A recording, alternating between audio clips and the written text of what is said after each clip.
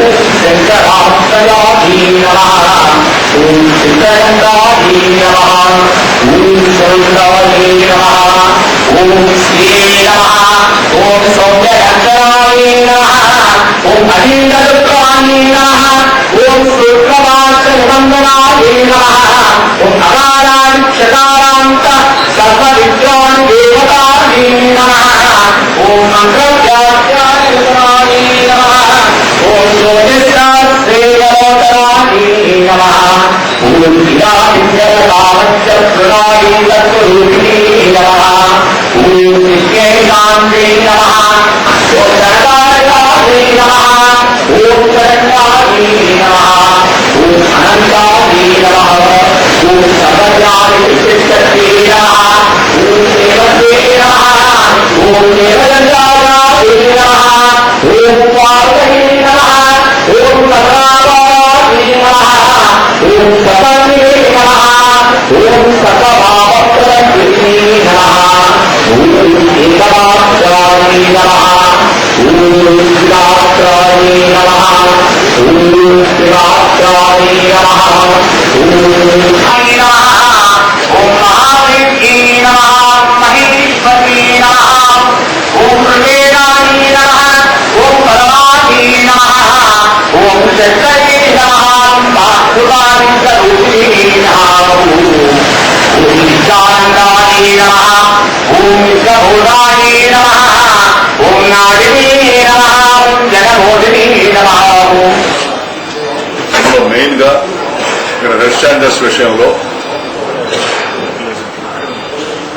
ఈ red standards smuggling ఆపడం కోసం దీని మీద సుదీర్ఘంగా చర్చలు చేయడం జరిగింది. టాస్క్ ఫోర్స్ వాళ్ళు, పోలీసు వాళ్ళు, ఫారెస్ట్ డిపార్ట్మెంట్ వాళ్ళు అందరూ కూడా వచ్చారు. వారు చేస్తున్న చర్యలు, కాన్ఫిస్కేట్ చేస్తున్న ఆ యొక్క రెడ్ స్టాండర్డ్స్ కానీ వెహికల్స్ కానీ ఎంతమందిని అరెస్ట్ చేశారు, ఎన్ని కేసులు వాళ్ళు చేశారు, ఎంత తగ్గించారో కూడా వాళ్ళు సవివరంగా చెప్పారు. దాని మీద కొన్ని సూచనలు కూడా వాళ్ళు చేశారు, మేము కూడా చేశాం. ఈ సూచనలు కూడా ప్రభుత్వ దృష్టికి తీసుకొని ఇప్పుడున్న చట్టాలకి పదునైన చట్టాలు ఏర్పాటు చేసి స్మగ్లింగ్ అరికట్టడానికి ప్రయత్నం చేయడానికి మా వంతు కృషి కూడా మేము ప్రభుత్వానికి సహకరిస్తాం. మెయిన్ గా ఆరిజిన్ సర్టిఫికేట్ అని చెప్పినది తమిళనాడు గవర్నమెంట్ ఇస్తా ఉంది. వాళ్ళు ఇవ్వకూడదు వాళ్ళకి, ఎందుకంటే ఆ రెడ్ స్టాండర్డ్స్ లేదు. దాన్ని అపోజ్ చేసి కేంద్ర ప్రభుత్వం దగ్గర ఆంధ్రప్రదేశ్కే ఆ హక్కు ఉంది. ఒక ఆంధ్రప్రదేశ్ లో దట్టు ఈ చిత్తూరు, కడప, నెల్లూరు జిల్లాలో తప్ప ఇంకెక్కడ కూడా రెడ్ స్టాండర్డ్స్ అనేది దొరకదు ప్రపంచంలో. ఇటువంటి దీన్ని తమిళనాడు వాళ్ళు కూడా అడ్డగోలుగా తీసుకొని వాళ్ళు స్మగ్లింగ్ ని ఎంకరేజ్ చేసే విధంగా పనిచేస్తున్నారు. గవర్నమెంట్ ఆఫ్ ఇండియా దృష్టికి తీసుకుపోయి ఆరిజిన్ సర్టిఫికేట్ ఇచ్చే అధికారం ఒక ఆంధ్రప్రదేశ్ కి పెట్టుకోవాలని చెప్పి కూడా వాళ్ళకి సూచనలు ఇచ్చాం. అదేవిధంగా ఫారెస్ట్ డిపార్ట్మెంట్ వాళ్ళు కూడా, అదేవిధంగా హోమ్ డిపార్ట్మెంట్ వాళ్ళు పిలిచి హైదరాబాద్ కూడా మీటింగ్ పెట్టుకొని ఏ విధంగా వాళ్ళకి చట్టం చేస్తే, ఏ విధంగా అధికారాలు ఇస్తే ఫారెస్ట్ వాళ్ళకి, టాస్క్ ఫోర్స్ వాళ్ళకి ఈ యొక్క రెడ్ స్టాండర్డ్స్ అని చెప్పినది స్మగ్లింగ్ అరికట్టగలమో దాని మీద ఒక సమగ్రమైన చట్టం చేయడానికి ప్రభుత్వానికి కూడా సలహా ఇవ్వాలని చెప్పి అనుకున్నాం. ఎన్ని కేసులు పెట్టారు, ఎన్ని వెహికల్స్ కూడా ఎప్పటికప్పుడు వేలం వేసేయమన్నాం. ఎందుకంటే అవన్నీ పెట్టుకుంటా ఉంటే అవి పాడైపోతున్నాయి, దొంగతనం పోతున్నాయి, ఇంజిన్లు చేస్తున్నారు. కాస్ట్లీ వెహికల్స్ కూడా అవి యూజ్లెస్ అయిపోతున్నాయి, ప్రభుత్వానికి కూడా నష్టం వస్తూ ఉంది. ఎప్పటికప్పుడు ఆ యొక్క వెహికల్స్ కూడా యాక్షన్ చేసి, అదేవిధంగా ఎవరైతే రెడ్ స్టాండర్డ్ స్మగ్లర్ గా పట్టుబడ్డారో వాళ్ళ ఆస్తులు సీజ్ చేసేదానికి కూడా అధికారం తెచ్చుకోమని చెప్పన్నాం. ఇప్పుడు అధికారం లేదు, దాన్ని తెచ్చుకోమని చెప్పన్నాం. యాక్ట్ ద్వారా తెచ్చుకోమని చెప్పడం కూడా జరిగింది. మెయిన్ గా ఈ ఫారెస్ట్ నెట్టా ప్రొటెక్ట్ చేయడం, ఏ విధంగా చెట్లు పెంచడం, ఏ విధంగా 33% గ్రీనరీతో కవర్ చేయడం అనే దాని మీద కూడా వాళ్ళకి సలహాలు ఇవ్వడం జరిగింది. అదేవిధంగా వాళ్ళు చేసే చర్యలు కూడా చెప్పడం జరిగింది.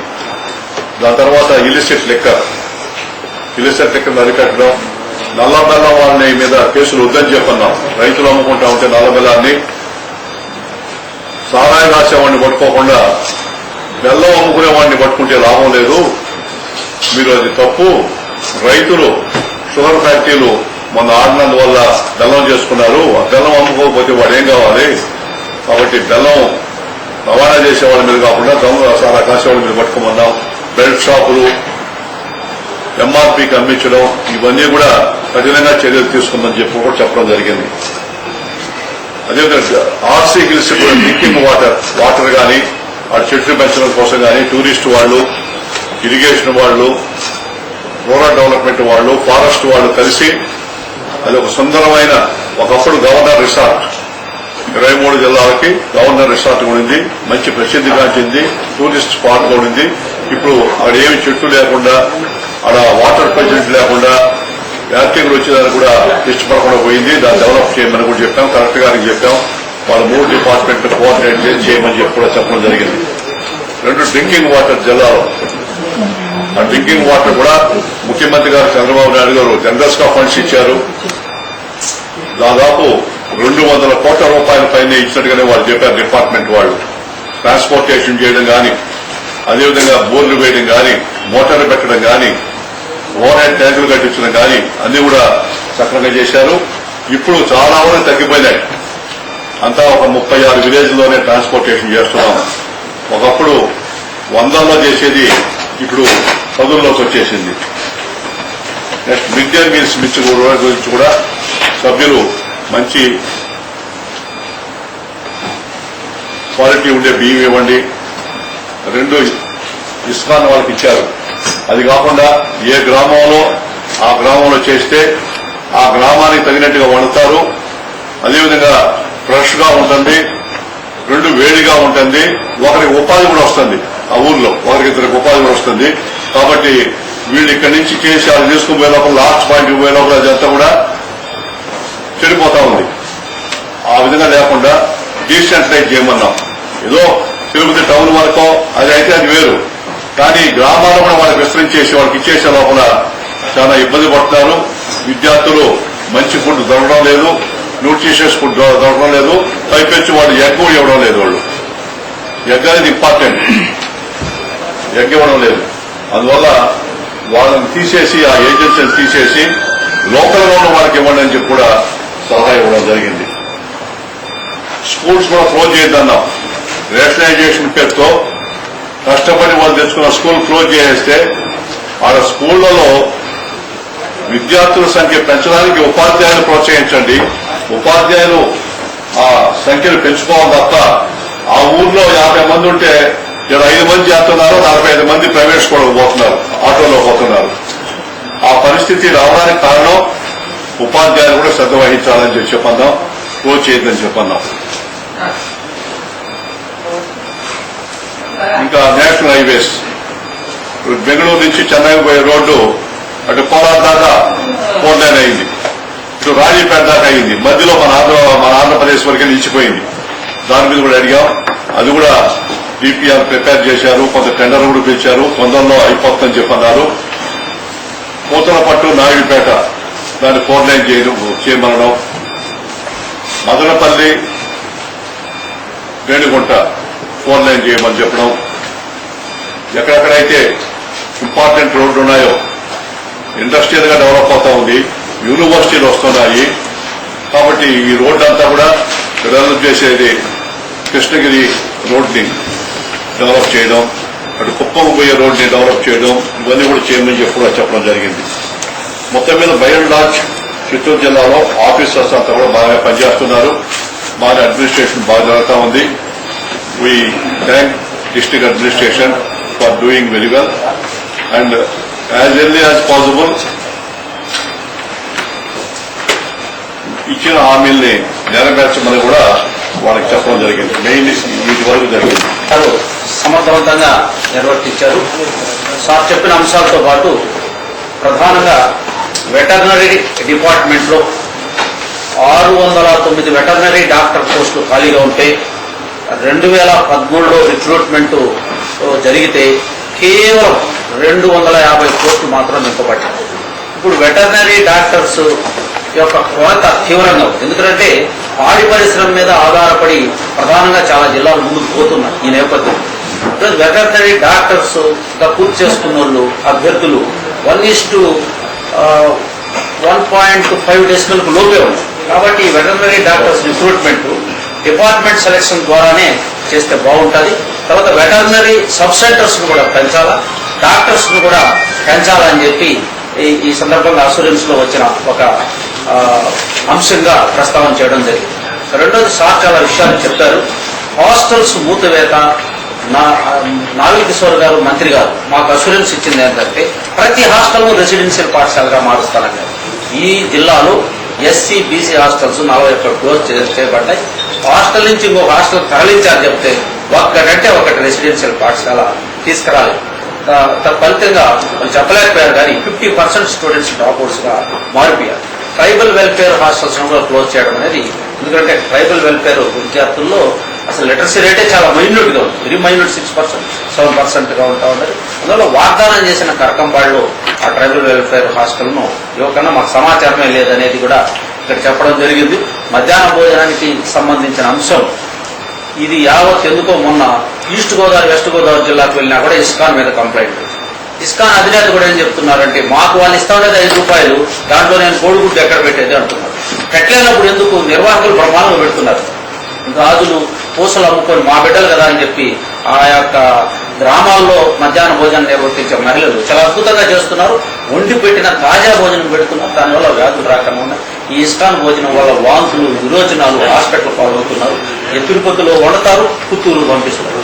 తిరుపతిలో వండుతారు, కాశ్మీర్ కూడినకి కీలేరు పంపిస్తారు. కాబట్టి దాన్ని రద్దు చేసి ఆయా ప్రాంతాలకు ఇస్తే గ్రామీణ ప్రాంతాల్లో చిన్న చిన్న ఉపాధి కూడా ఉంటుంది, తాజా భోజనం దొరుకుతుందని. ఇక్కడ 4వ అంశం స్కూల్స్ క్లోజ్ చేసే అంశాన్ని కూడా సార్ ప్రస్తావించారు. కాబట్టి దాని జోలికి నేను వెళ్ళకన్నా అనాథరైజ్డ్ గా మన చిత్తూరు జిల్లాలో గుడిపాల మండలంలో ఇప్పుడు స్కూల్స్ క్లోజ్ చేయబడి మోడల్ ఎలిమెంటరీ స్కూల్స్ వ్యవస్థ వచ్చింది. కానీ పైలట్ ప్రాజెక్టు అని చెప్పి ఒక ఆథరైజేషన్ లేకుండా గుడిపాల మండలంలో ఒకేసారి 11 స్కూల్స్ క్లోజ్ చేసి కాంప్లెక్స్ స్కూల్ అనే పేరుతో నడుపుతున్నారు. ఇప్పటికి కూడా అది అనాథరైజ్డ్ గా ఉంది. సో ఆ 11 కాంప్లెక్స్ స్కూల్ ను రద్దు చేసి ఆ 11 స్కూల్స్ ను రిఓపెన్ చేయాల్సిన అవసరం కూడా ఉన్నది అని చెప్పి ఈ అసూరెన్స్ కమిటీలో ఆపరేషన్ కూడా వచ్చింది. కాబట్టి దాని ద్వారా తెలియజేయడం అనేది జరిగింది. టోటల్ గా హై స్కూల్స్ వ్యవస్థ చాలా బ్రహ్మాండంగా పనిచేస్తున్నాయి. కార్పొరేట్ ప్రైవేట్ కేటగిరీ నుంచి పనిచేస్తున్నాయి. ఎలిమెంటరీ విద్యా విధానంలో మార్పు తీసుకురావాలా. మోనిటరింగ్ లేదు, ఎందుకంటే ఎంబీఓ పోస్టు 93% 15 సంవత్సరాలకు ఖాళీగా ఉంటాయి. సింగిల్ టీచర్ వ్యవస్థ అనేది ఉన్నది. కాబట్టి హై స్కూల్స్ లాగా సక్సెస్ కావాలంటే ప్యారల్ గా ఇంగ్లీష్ మీడియం తీసుకురావాలి, రూరల్ టీచర్ విధానాన్ని తీసుకురావాలా. దానికి వాగ్దానం చేసిన అంశాన్ని కూడా ఇక్కడ డిస్కస్ చేయడం అనేది జరిగింది.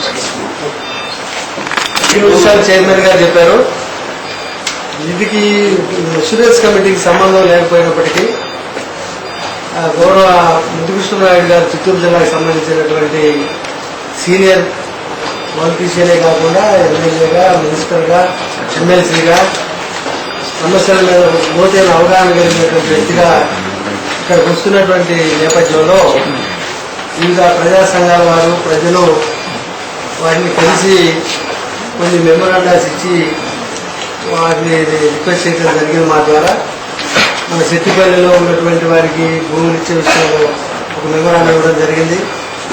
రేణిగుంట దగ్గర ఎవరైతే ఇళ్ల స్థలాల గురించి ఆందోళన చేస్తూ ఉన్నారో వారు కూడా ఒక మెమోరాండము గౌరవ చైర్మన్ గారికి ఇవ్వడం జరిగింది.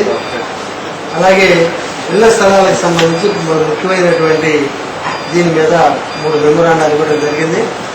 వారు వెంటనే స్పందించి తన యొక్క ఎండార్స్మెంట్ రికమెండేషన్ చేసి జిల్లా కలెక్టర్ గారికి ఇచ్చి వీటిని పరిష్కరించమని చెప్పేసి వారిని కోరడం జరిగింది.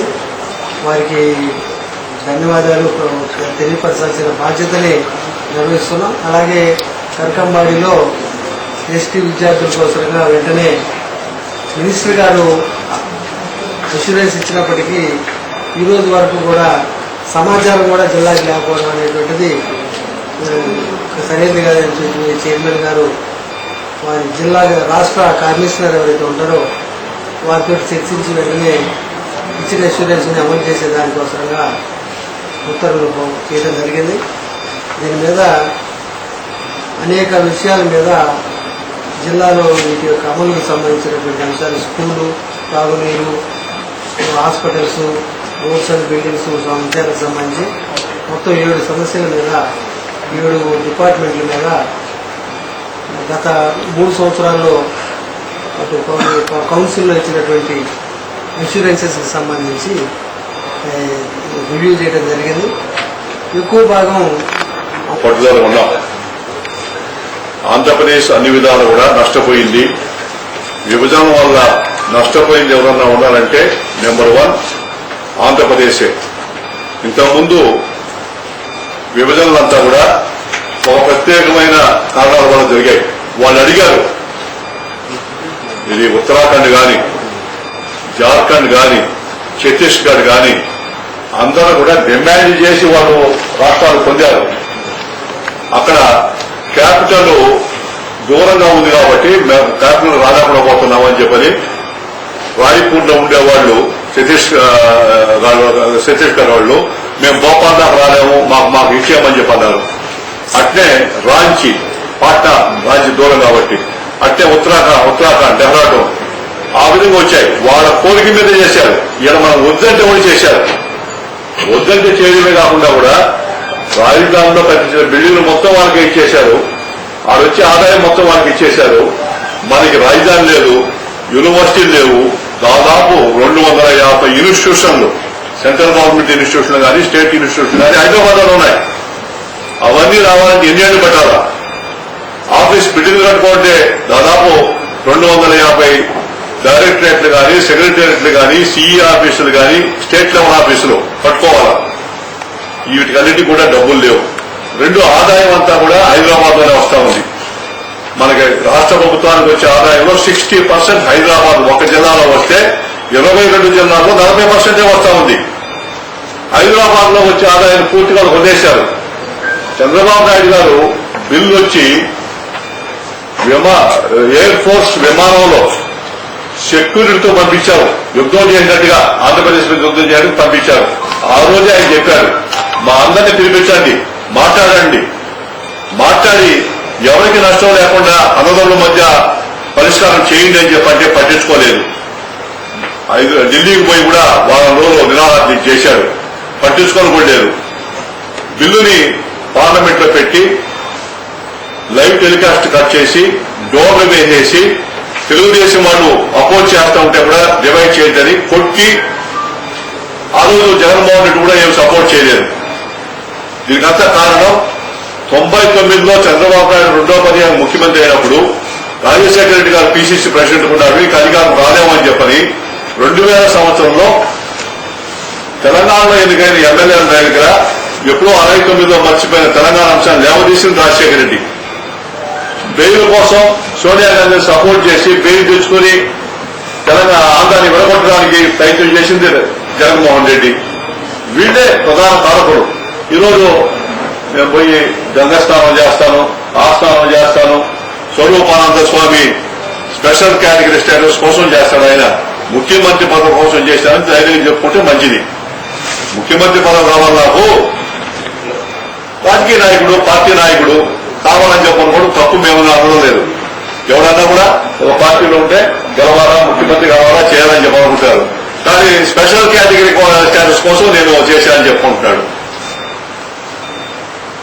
ఇట్లాంటి మాటలు, మోసపు మాటలు వద్దు.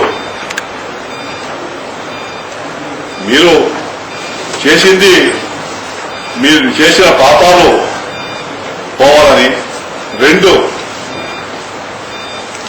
మీరు ఈ కేసుల నుంచి బయటపడాలని, 3 మీకు ముఖ్యమంత్రి పదవి కావాలని. వీటి కోసం మీరు పుణ్యస్థానాలు చేసుకుంటూ, ఋషికేశ్లో పోయి యజ్ఞాలు చేసుకుంటూ, యాగాలు చేసుకుంటూ స్పెషల్ కేటగిరీ స్టేటస్ అని చెప్పి దాన్ని ఎందుకు చెప్పుకుంటారు? అక్కడ కూడా భగవంతుని ధ్యానించే దాంట్లో కూడా స్వచ్ఛత లేకుండా పోతే ఏం లాభం? ఇది మంచి పద్ధతి కాదు.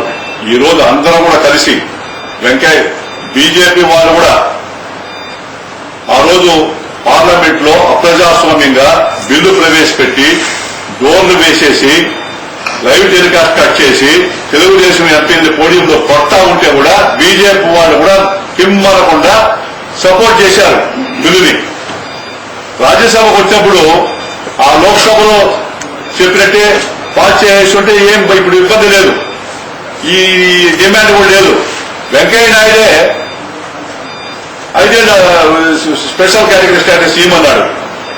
ఆయన అడిగాడు, మన్మోహన్ సింగ్ ఇస్తానన్నాడు 5 ఏళ్లు, కాదు 10 ఏళ్ళు ఇవ్వమని జడ్జి అడిగాడు. మన్మోహన్ సింగ్ ఇస్తానన్నాడు. అందరూ కలుసుకొని పార్టీ చేశారు. ఇస్తామన్నాడు, అక్కడే ఉన్నారు. అడిగిన వాళ్ళు అక్కడే ఉన్నారు. ఇప్పుడేమో 14వ ఆర్థిక సంఘం పేరుతో చెప్పేస్తున్నారు. 14వ ఆర్థిక సంఘం చెప్పింది ఆ సలహానే. వాడు అధికారం కాదు, వాడు కాదు ప్రధానమంత్రులు. వాడు ఇచ్చింది వేదం కాదు. ఉత్తరాఖండ్కి కట్టించారు వాజ్పేయి గారు. ఒక ఎత్తుకుంటూ ఆటంతాలు ఇచ్చేశాడు. మీరు ఇవ్వదలుచుకుంటే ఇవ్వచ్చు. చంద్రబాబు నాయుడు గారు మొన్న కూడా మోడీ గారిని కలిసి పార్లమెంట్ లో కలిసి క్లియర్ కట్ గా మాకు స్పెషల్ కేటగిరీ స్టేటస్ కావాల్సిందే, మేము ఒప్పుకోము. 2 పోలవరం కట్టడానికి మీరు ఇచ్చే నిధులు ఇంకా 50 ఏళ్ళు పట్టినప్పుడు పోలవరం పూర్తి కాదు, నిధులు పెంచండి. 2019కి పూర్తి చేసే విధంగా చేయండి. రాజధాని కట్టడానికి నిధులు ఇవ్వండి, మాకు రైల్వే జోన్ ఇవ్వండి, వెలుగుబండి 7 జిల్లాలకి మాకు స్పెషల్ ప్యాకేజ్ ఇస్తామన్నారు. రాయలసీమ 4 జిల్లాలు, ఉత్తరాంధ్ర 3 జిల్లాలు, అది ఇవ్వండి. ఇండస్ట్రీస్ పెట్టే వాళ్ళకి ట్యాక్స్ ఎగ్జంప్షన్ ఇవ్వండి. ఆర్థిక రోడ్డు భర్తీ చేస్తామన్నారు. 14వ ఆర్థిక సంఘం చెప్పింది 16,000 కోట్ల రోడ్డు బడ్జెట్ ఉందని. 2022 దాకా ఆంధ్రప్రదేశ్ రోడ్డు బడ్జెట్ తోనే ఉంటుందని చెప్పింది. అప్పటిదాకా మాకు రీఇంబర్స్మెంట్ చేయండి. 2 షెడ్యూల్ 9 అండ్ 10 లో ఉన్న సంస్థని మాకు విభజించండి. కృష్ణా గోదావరి ట్రిబ్యునల్ ని అపెక్స్ బాడీని వేయండి. నీటిని తగాదాలు తీర్చండి. ఆంధ్రప్రదేశ్ కి తెలంగాణకి రచ్చలు లేకుండా చూడండి అని క్లారిటీగా అడిగారు. అంత క్లారిటీగా ఏ నాయకుడు కూడా అడగలేదు. ఈ రోజు కూడా తెలుగుదేశం వాళ్ళు పార్లమెంట్ సభ్యులు పోరాడుతున్నారు స్పెషల్ కేటగిరీ స్టేటస్ కావాలని. ప్యాకేజ్ కాదు, స్పెషల్ కేటగిరీ స్టేటస్ ఇస్తూ వెలుగుబడి 7 జిల్లాలు ప్యాకేజ్ పెడుతున్నారు కానీ స్పెషల్ కేటగిరీ స్టేటస్ ని వదిలిపెట్టారు. అది గుర్తుపెట్టుకోవాలా. ఇప్పటికన్నా వెంకయ్య నాయుడు గారు, జైట్లీ గారు, వెంకయ్య నాయుడు గారు మన పొగిడారు. ఏమని? బాగా బ్రహ్మాండంగా చేశాడు, జీఎస్టీ బిల్లు పాస్ కావడానికి అని చెప్పన్నాడు. ఈ నేపథ్యంలో ఈ యొక్క స్పెషల్ కేటగిరీ స్టేటస్ సాధించడానికి కూడా వెంకయ్య నాయుడు తన గుడ్ ఆఫీసర్స్ ఉపయోగించుకొని ఈ రాష్ట్రంలో పుట్టి పెరిగాడు కాబట్టి ఈ రాష్ట్రానికి సేవ చేయాలని చెప్పని ఆయన తపన పడుతున్నాడు కాబట్టి దాన్ని సాధించడానికి జైట్లీ గారు, వెంకయ్య నాయుడు గారు, చంద్రబాబు నాయుడు సపోర్ట్ ఉండి ఆ స్పెషల్ కేటగిరీ స్టేటస్ మోడీ గారిని ఒప్పించి తొందరలోనే అనౌన్స్మెంట్ చేయాలని కూడా మేము వాళ్ళకి విజ్ఞప్తి చేస్తున్నాం. ఇచ్చిన హామీలు ఆ యొక్క విభజన చట్టంలో ఉన్న అన్నింటినీ కూడా అమలు